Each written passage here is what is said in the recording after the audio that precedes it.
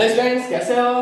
Last class में अपन ने salt hydrolysis पढ़ा था। उसके अंदर एक छोटा सा पॉइंट और बचा हुआ था, उसका आज हम लोग कंप्लीट करेंगे।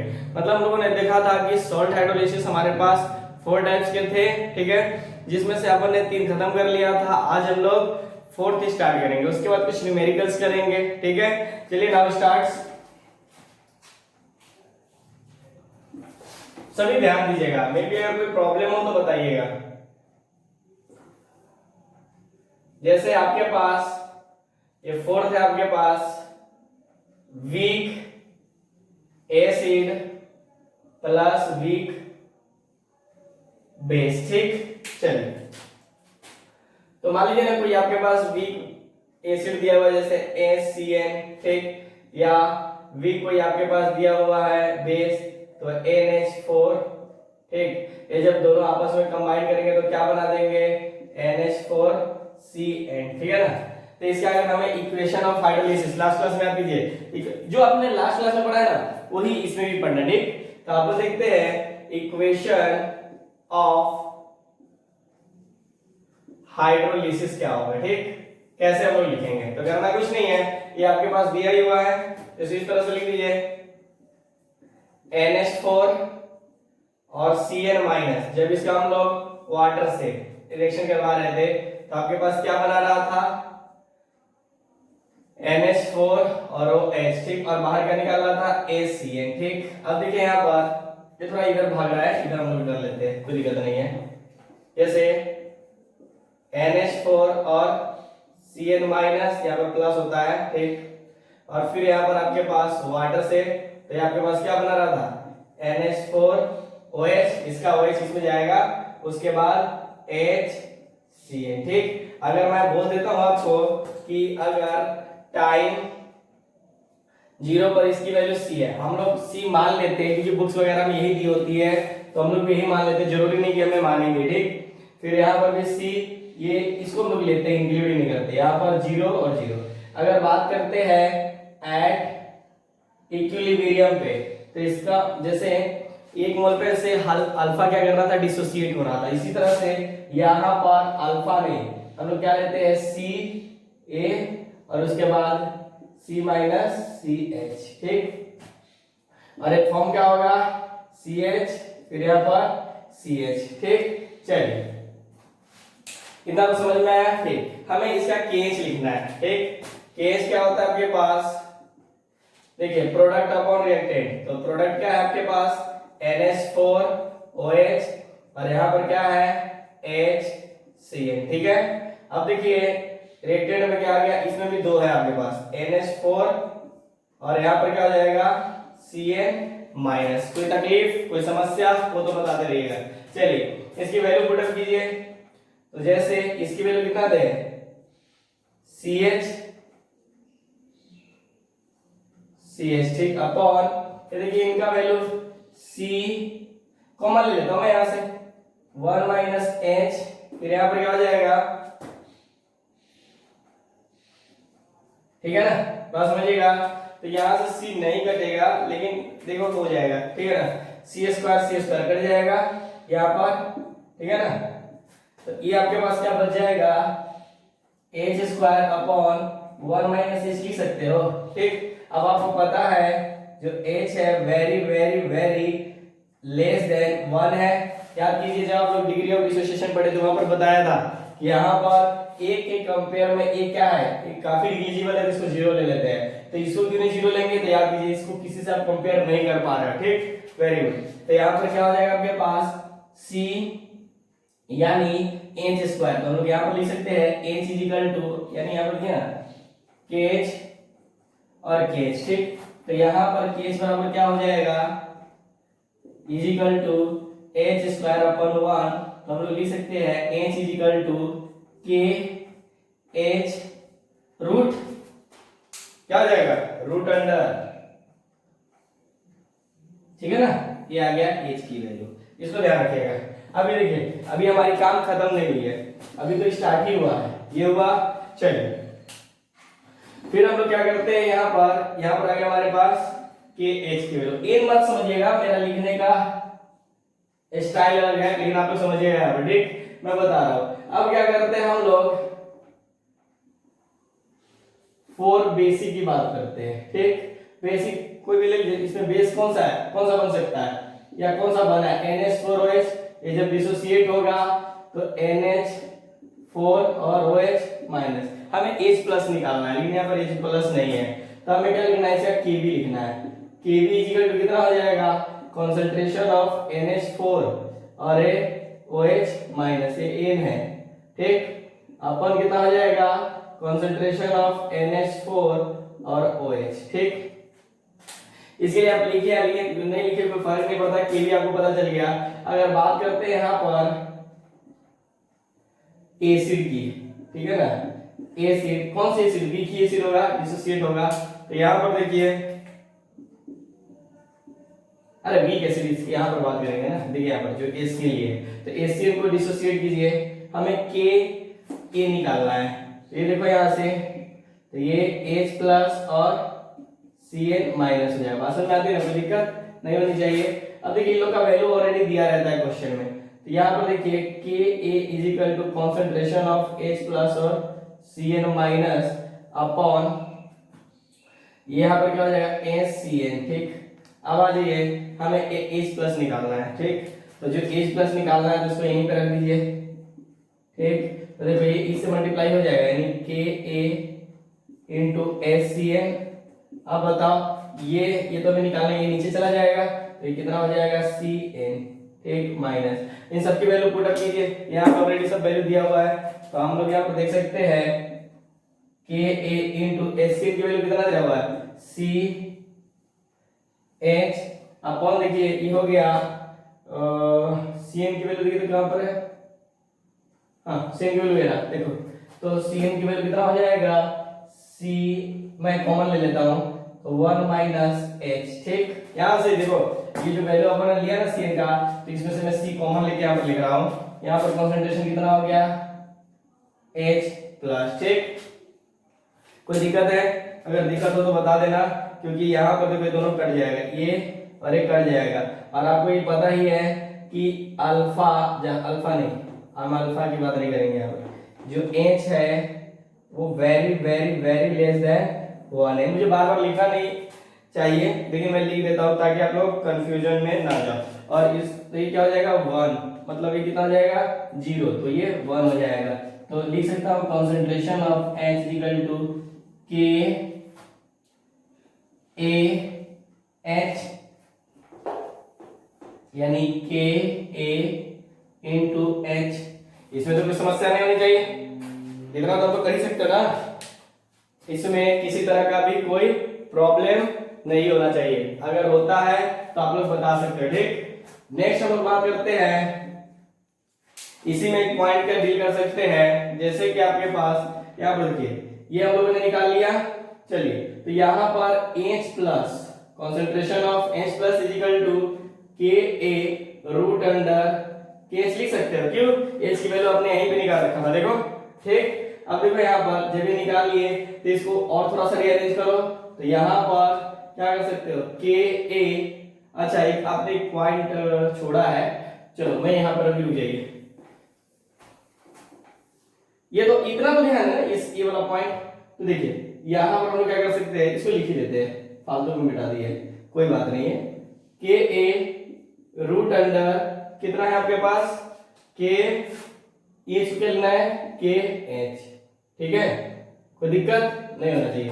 देखो हम लोग यहाँ पर एक पॉइंट डील करते हैं, जो कि हम लोग को बीच में ही करना था, लेकिन कोई बात नहीं है कि अगर पॉइंट को हमें देखना है तो इसको किस तरह से करते हैं।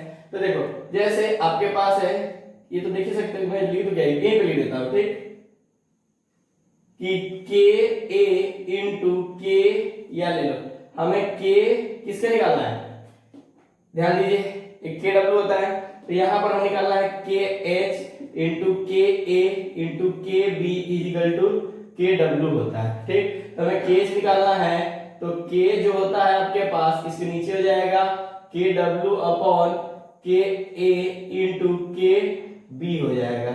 बात समझ में आती है ना। ठीक, इस वैल्यू को अपन क्या करते हैं, ये ध्यान रखिएगा, ये हम लोग पीछे का पॉइंट कवर किए, इसलिए मैं स्टार लगा देता हूं। तो देखिए ये जो है आपके पास के एच की वैल्यू, इसको यहाँ पर पुटअप करते हैं। ठीक, पुटअप करेंगे तो आपके पास क्या आ जाएगा, ये देखिए, ये जो फिर से समझिएगा, ये के ए के बी के ए और के एच, हमने तीनों को क्या कर दिया है, मल्टीप्लाई कर दिया। बस समझ में आती है ना, वेरी गुड। तो यहाँ पर क्या हो जाएगा आपके पास, मल्टीप्लाई करने के बाद concentration of H plus is equal to, आपके पास क्या बन जा रहा है, के ए रूट अंडर कितना आ जाएगा, के डब्ल्यू अपॉन के ए इंटू के बी। बात समझ आती है ना। देखिएगा एक फॉर्मूला निकलेगा जिससे कि आईआईटी के अच्छे अच्छे क्वेश्चन भी बन जाएंगे। बात समझ में आती है। ठीक, तो आते हैं हम लोग यहां पर, इसको रीअरेंज करेंगे तो क्या हो जाएगा आपके पास, ये दिया हुआ है। ठीक, अब आ जाइए आपके पास, ये जो पॉइंट आया आपके पास, देखिए रूट अंडर के डब्ल्यू अपॉन के ए इंटू के बी। मैं फिर से रिपीट करूं कि जो यहाँ पर के ए के बी है वो आपका यहां से आया है, वीक एसिड का कांस्टेंट, वीक बेस का कांस्टेंट और हाइड्रोलिसिस का कांस्टेंट। ठीक है ना, बात समझ में आती है। चलिए यहां पर एक और पॉइंट को बात करते हैं अपन। ठीक, जैसे के ए आया तो के को अपन यहीं पर रखते हैं। अब देखिए थोड़ा सा इसको रीअरेंज कर, ऐसे कीजिए ना, इसको इंक्लूड कर दीजिए अंदर। ठीक है, किसको, के ए को। ठीक, जैसे जब इंक्लूड कीजिएगा तो आपके पास के डब्ल्यू इंटू के ए अपॉन के बी आ जाएगा। ठीक, ये फॉर्मूला जो है आप लोग हमेशा ध्यान रखना पड़ेगा। ठीक है, अगर इसका डेरिवेशन समझ में आता है तो ठीक है, नहीं आता है तो आप लोग थोड़ा सा इसको देख लीजिए। समझ में आती है ना। चलिए, ये किसी पे छोटी सी क्वेश्चन की भी बात कर सकते हैं अपन। ठीक है, क्वेश्चन कर भी सकते हो और नहीं भी कर सकते हो, लेकिन क्वेश्चन कर ले तो बहुत ज्यादा ही फायदेमंद रहेगा। जैसे एक क्वेश्चन है आपके पास जो कि जेईई 2017 में पूछा गया हुआ है। जेईई एडवांस में भी पूछा गया था, लेकिन थोड़ा मेंस में लो कर दिया था, और एडवांस में क्या किया था थोड़ा सा उसी में, जैसे कि देखिए ये कंसंट्रेशन ऑफ H दिया हुआ है तो कभी कभी क्या दे देगा, इसको इनडायरेक्ट दे देगा, जैसे OH दे सकता है, बेस के बारे में दे सकता है। ठीक है ना, अगर बेस के बारे में दे दिया तो फिर काफी प्रॉब्लम क्रिएट कर देगा। क्यों, क्योंकि पहले बेस निकालिए फिर उसके बाद उसको एसिड में चेंज करना पड़ेगा। फिर मैंने बताया भी था आपको कि concentration of H plus concentration of OH minus is equal to कितना होता है, KW, और KW की वैल्यू मैंने बताया था 14 होता है। ठीक, 14, तो कंसंट्रेशन ऑफ H प्लस और कंसंट्रेशन ऑफ O माइनस तो क्या हो गया 14। तो अब बताइए इसका जब pH निकालिएगा तो pH plus POH is equal to 14, तो ये हो जाएगा आपके पास pH is equal to 14 minus POH। ठीक है, बात समझ में आती है ना। ऐसे कीजिए आप लोग, इसको नोट कीजिए। मैं क्वेश्चन देता हूं, जब तक आप लोग बनाएंगे। तो एक आपके पास दिया हुआ है, मान लीजिए HA और आपके पास दिया हुआ है BOH और ये बन रहा है आपके पास AB। तो ये जो है आपके पास वीक एसिड है, और ये दिया हुआ आपके पास वीक बेस है, और ये आपके पास दिया हुआ है सॉल्ट है। ठीक, ध्यान दीजिएगा मैं बोलना क्या चाह रहा हूं। यहां पर pKa की वैल्यू दे रखा है 3.2, इसका दे रखा है pKb इज इक्वल टू 3.4, और इसका pH निकालना है। जल्दी निकालिए, ठीक है, जल्दी।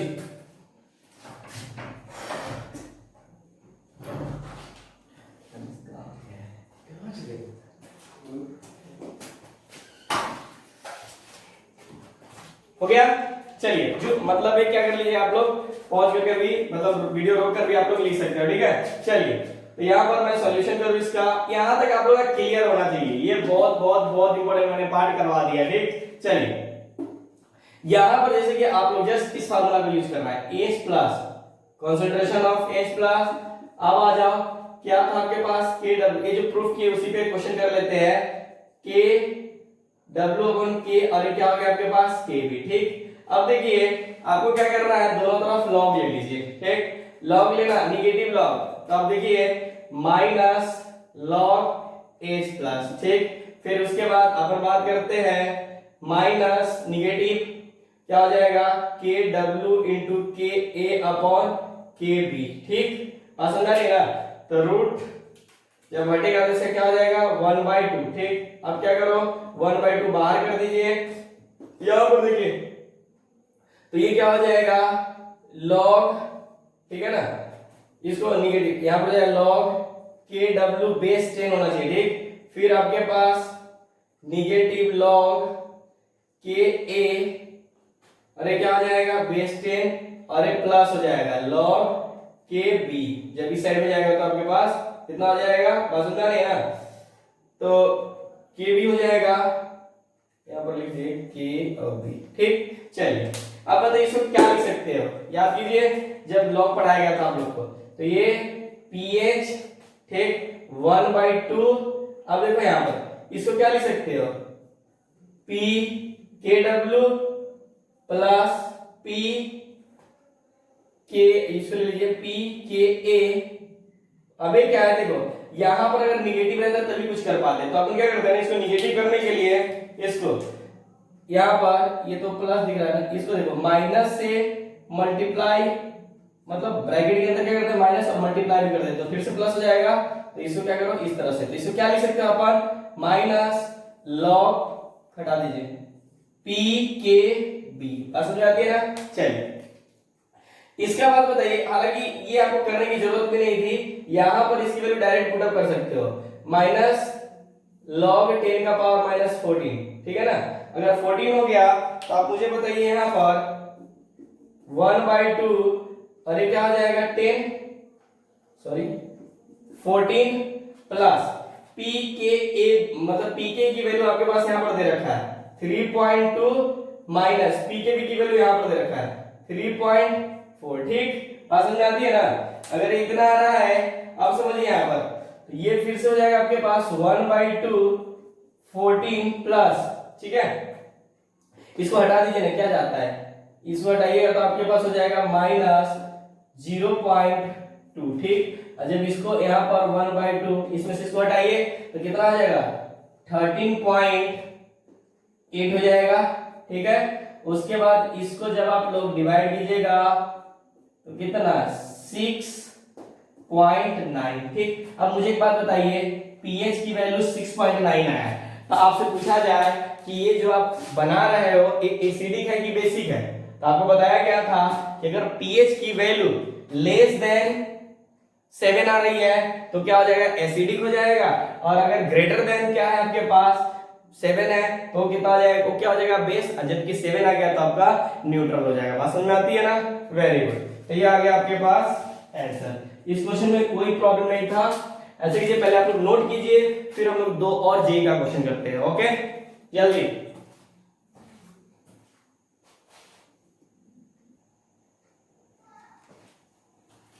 हो गया। चलिए अब सिर्फ क्वेश्चन करते हैं।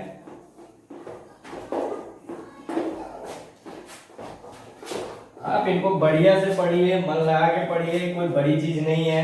देखिए आपको क्वेश्चन से पता चल जाएगा इनका लेवल क्या है।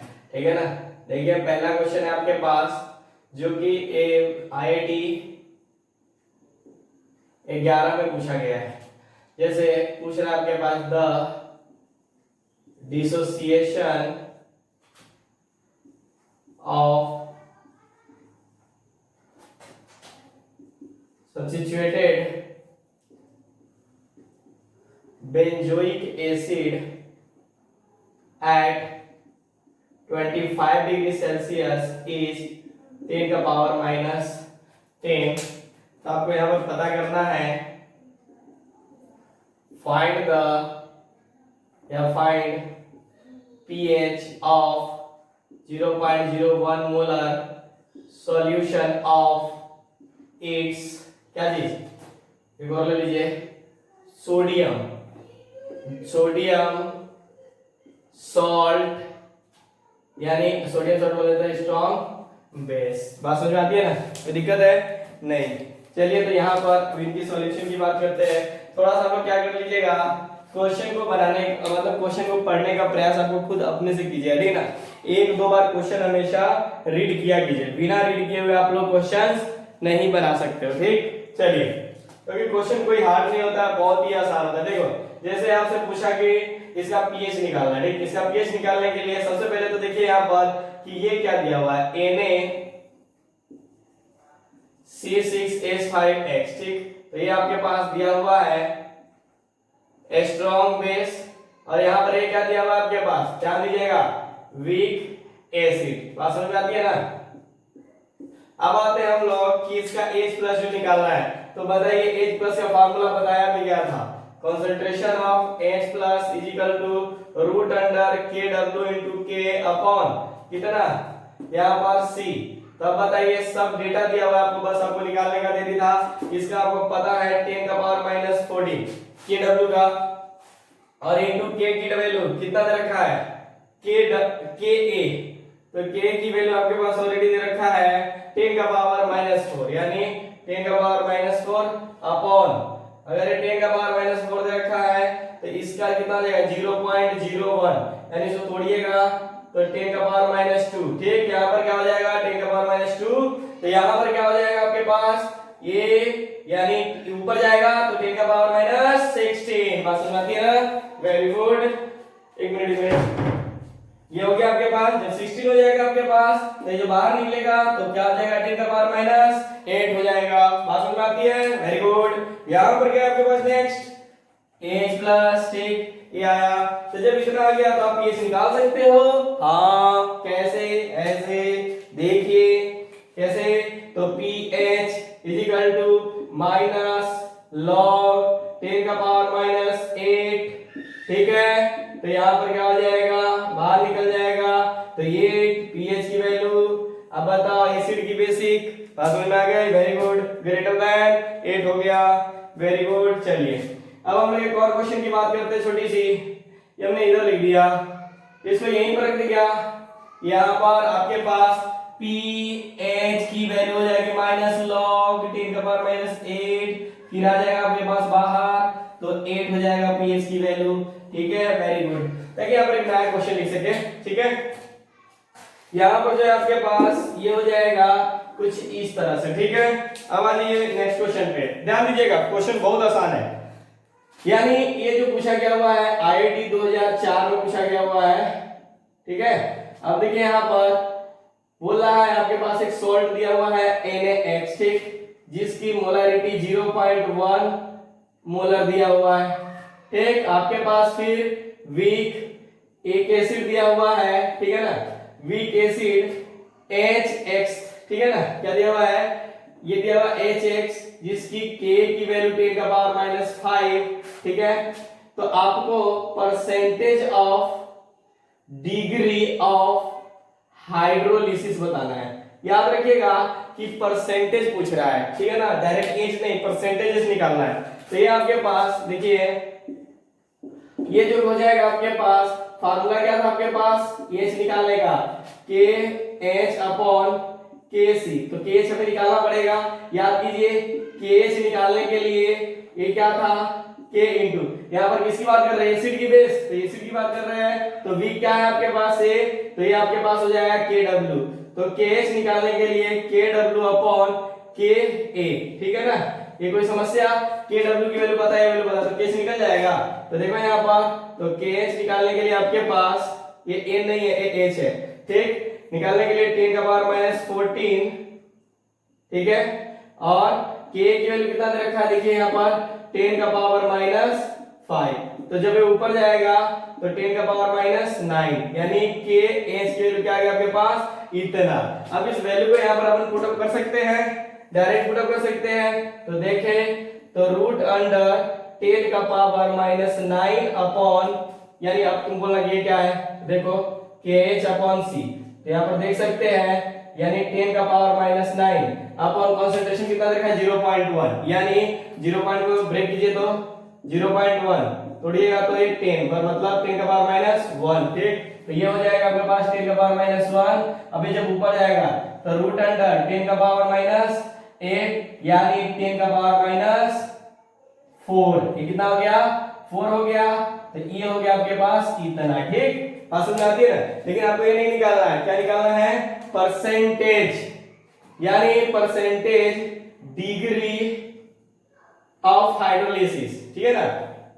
तो करना कुछ नहीं है, ये जो हाइड्रोलिसिस आया ना आपके पास, तो H को इंटू कर दीजिए 100 से, तो ये क्या हो जाएगा, परसेंटेज हाइड्रोलिसिस आ जाएगा, ठीक। तो ये H की वैल्यू कितना हो जाएगा, तो H की वैल्यू ऑलरेडी आप लोगों ने निकाल के रखा है 10 का पावर -4 इंटू 10 का पावर +2, यानी कितना हो जाएगा आपके पास, कुछ नहीं, 10 का power -2 is equal to percentage hydrolysis, यानी इसका मतलब ये हो गया कि परसेंटेज जो हाइड्रोलिसिस है आपके पास वो हो जाएगा 0.01%, यानी आंसर कैसा आएगा, इस तरह से आ जाएगा। बात समझ आती है ना, वेरी गुड। एक छोटी सी क्वेश्चन और जो कि एम्स ने पूछा हुआ है, मतलब उस समय क्या था कि मतलब एक अलग ही एग्जाम होता था उड़ीसा मेडिकल का, ठीक है ना, तो उस टाइप का क्वेश्चन पूछा था। क्वेश्चन कहीं पर भी पूछे, आंसर आपको बताना है, ठीक है ना। अभी ये उड़ीसा मेडिकल, ठीक है ना, यानी एम्स का, ठीक है ना।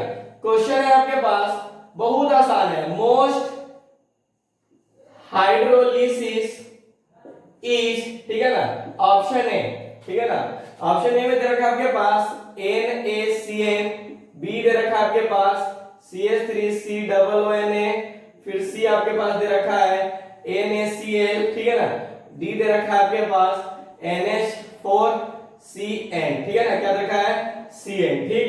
अब बताइए कौन मोस्ट हाइड्रोलिसिस है, मतलब कौन सबसे ज्यादा हाइड्रोलिसिस करेगा, तो जो ज्यादा वीक रहेगा, मैंने बताया था ना, अगर नोट जो ज्यादा वीक रहेगा, अगर वीक ज्यादा है तो हाइड्रोलिसिस क्या होगा, बढ़ेगा, ठीक। अब बताइए, हालांकि हाइड्रोलिसिस कौन कौन है, NaCN, तो ये है, तो ये क्या करेगा, ये वीक है तो ये भी करेगा हाइड्रोलिसिस, ये दोनों ये स्ट्रांग है नहीं करेगा, यहाँ पर अगर दोनों ही वीक है, ठीक है ना, तो ये सबसे ज्यादा करेगा। बात समझ में आती है ना, तो आपका आंसर कैसा, हालांकि 3 ऑप्शन है लेकिन नहीं, सबसे ज्यादा कौन करेगा, ये करेगा, तो हमेशा आप लोग को ध्यान रखना पड़ेगा। बात समझ आती है ना, कोई दिक्कत नहीं होनी चाहिए, ठीक। आप इन्हें नोट कीजिए। कुछ बच्चों का डाउट था, प्रॉब्लम था कि सर हम लोग किस तरह से अपने सब्जेक्ट्स की पढ़ाई करें, फिजिक्स, केमिस्ट्री और मैथ की हम लोग किस तरह से पढ़ाई करें, टाइम डिस्ट्रीब्यूट करने में बड़ा मुश्किल हो रहा है, ठीक है ना, कि 2 घंटा पढ़े 3 घंटा पढ़े, इस तरह किस तरह से हम लोग अपना टाइम टेबल मेंटेन करें, ठीक है ना। तो चलिए उसको हम लोग थोड़ा सा डील कर लेंगे 5 मिनट में। आप लोग पहले नोट कीजिए जल्दी।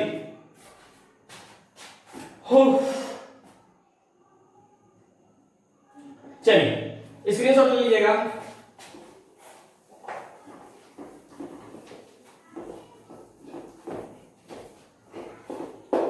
ये सब चैप्टर बहुत ही ऐसा नहीं है कि लोग हार्ड बोलता है, कुछ है नहीं। चलिए थोड़ी सी ध्यान देने वाली बात कि अब हम लोग आते हैं अपने टाइम टेबल, ठीक है ना। टाइम टेबल पे इसको भी बिठा दीजिए, इसी कहानी यहां से खत्म होती है।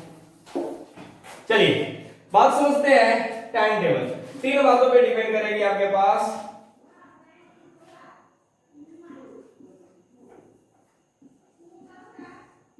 केमिस्ट्री, फिजिक्स और यहां पर हो गया आपके पास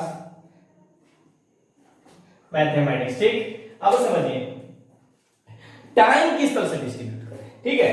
तो देखिए हमने टाइम को पूरे 5 स्टेज में डिस्ट्रीब्यूट किया है, तो 5वां स्टेज मैं यहां नहीं बताऊंगा, 5वां स्टेज बताने के लिए मैं अलग से लूंगा क्योंकि उस समय आपके ऊपर प्रेशर ज्यादा रहेगा, ठीक। अब तुम बोलोगे कि स्टेज 5 है क्या, अगर 5 स्टेज अगर आपने हैंडल कर लिया तो गारंटेड कोई भी एग्जाम क्वालिफाइड होने से रोक नहीं सकता है, ठीक है ना, बशर्ते उस टाइम टेबल को फॉलो करना होगा, ठीक। क्योंकि उसके लिए हम लोगों ने टॉपिक, चाहे फिजिक्स, केमिस्ट्री, मैथ, तीनों का टॉपिक यहाँ पर बताया गया है, चैप्टर बताया गया है, किस तरह से बताया जाए, मतलब हैंडल करें, कितना पढ़े कितना नहीं पढ़े, तो 5 स्टेज में बताया गया और टाइम किस तरह से हम लोग डिस्ट्रीब्यूट करेंगे, ठीक। नंबर 1 स्टेज 1 की बात करते हैं यहाँ पर।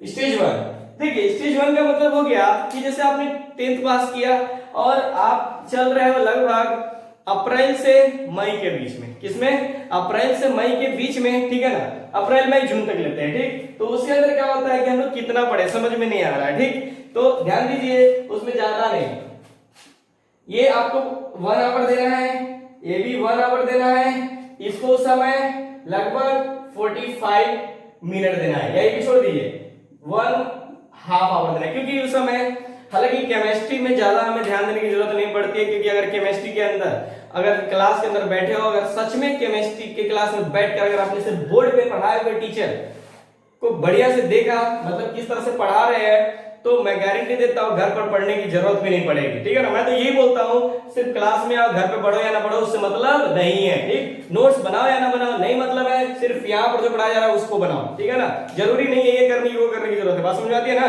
Very good. फोकस करने के लिए आपका ये 2 सब्जेक्ट रखा हुआ, इन दोनों को हैंडल करो, ये अपने आप टेकअप हो जाएगा, बात समझ में आती है ना। Very good. अब आते हैं हम लोग यहाँ पर, इसको किस तरह से करेंगे। देखिए ये 1 आवर है, तो इसके अंदर भी 2 पार्ट है, ठीक है ना, कि कम से कम 50 मिनट आप लोग किस पे जाइए, थ्योरी पे जाइए, ठीक है ना, थ्योरी पे जाइए, और किसके ऊपर 45 मिनट आपको जो जाना है क्वेश्चंस पे जाइए, ठीक है ना, बात समझ आती है।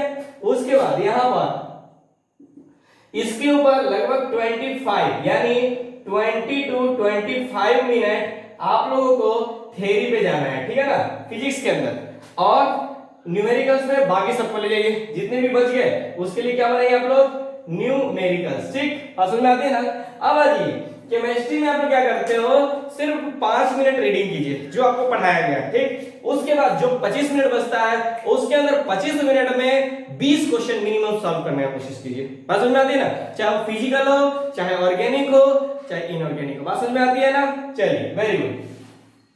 तो ये इसमें ज्यादा ध्यान देने वाली बात नहीं है, इसको किस तरह से रीडिंग करना है वो कर सकते हो, मतलब जब 20 समय मिले तब इसमें आइए। अब होता है कि अगर हमारे पास पढ़ने में समय कम हो जाती है, तो समय कम मतलब सिलेबस बढ़ गया, तो इसका मतलब ये हुआ हम स्टेज 2 में जा चुके हैं, ठीक है ना। स्टेज 2 का मतलब होता है कि हम लोग अगस्त से अक्टूबर के बीच में जा चुके हैं 11th के, ठीक। तो उसके अंदर क्या होता है, इसको हमें लगभग 2 आवर करना पड़ता है, ठीक, इसको भी 2 आवर करना पड़ता है, इसको जस्ट आधा, ठीक है ना, 1 आवर। फिर इसमें थोड़ा सा क्या करना पड़ता है, टाइमिंग को कहां लेकर जाना पड़ता है, देखिए यहां पर इसमें 30 मिनट, तो थोड़ा 30 मिनट बहुत होता है, ठीक है ना, यानी 20 to 25 मिनट थोड़ा सा इसके थ्योरी पोर्शन को, जो फार्मूला वगैरह डेरिवेशन वगैरह उसको थोड़ा सा देखिए बढ़िया से, उसके बाद जितने भी टाइम बचे वो क्वेश्चंस में जाने दीजिए, ठीक है, इतना कीजिए। उसके बाद इसको डिस्ट्रीब्यूट किया गया है इस तरह से कि देखो इसमें 30 to 45 मिनट, ठीक है, 30 to 45 मिनट कॉन्सेप्ट को समझना है, बात समझ आती है। हालांकि ये मैं बहुत कम टाइम दे रहा हूं, इसको तो 1 आवर 2 पार्ट में डिवाइड करना चाहिए, क्योंकि अगर कॉन्सेप्ट क्लियर है तो न्यूमेरिकल से डायरेक्ट बनता है। हालांकि फिजिक्स केमिस्ट्री कंपेयर में हल्का है, बात समझिएगा, केमिस्ट्री के कंपेयर में फिजिक्स बहुत हल्का है, बात समझ आ रही है ना, बट हार्ड है, बट भाई लेकिन क्यों, वो इसलिए क्योंकि ये कॉन्सेप्चुअल है, ठीक है ना।